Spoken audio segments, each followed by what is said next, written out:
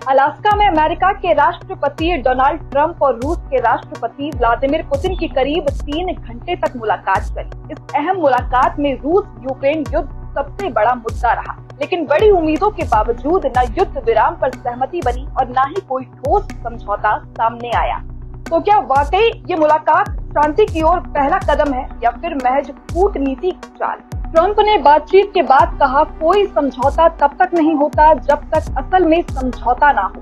Trump का कहना है कि अब वो नाटो सहयोगियों और यूक्रेनी राष्ट्रपति जेलेंस्की को कॉल करके पूरी जानकारी देंगे। वहीं पुतिन ने कहा कि रूस ईमानदारी से संघर्ष खत्म करना चाहता है।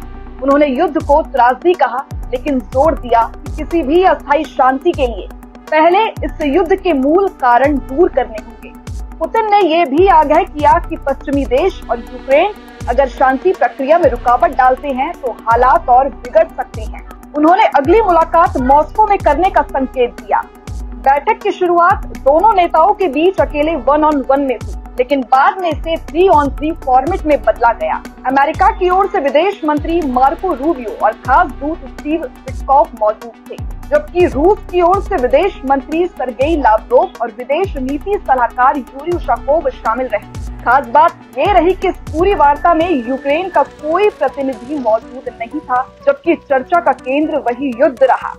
मुलाकात के बाद संयुक्त बयान जारी किया गया, लेकिन प्रेस कॉन्फ्रेंस में दोनों नेताओं ने पत्रकारों के सवाल लेने से इनकार कर दिया। पुतिन ने इस मुलाकात को शांति की दिशा में स्टार्टिंग पॉइंट कहा। वहीं ट्रंप ने पुतिन को धन्यवाद देते हुए कहा कि शायद अगली मुलाकात बहुत जल्द होगी। इस बातचीत के राजनीतिक और कूटनीतिक मायने भारत के लिए भी अहम माने जा रहे हैं। ट्रंप ने बैठक से पहले और बाद में रूस से भारत के तेल आयात को निशाना बनाया। विशेषज्ञों के अनुसार ये रूस पर अप्रत्यक्ष दबाव बनाने की रणनीति है। ट्रंप की कोशिश है कि भारत पर दबाव डालकर रूस के सबसे बड़े खरीदारों में से एक को कमजोर किया जाए।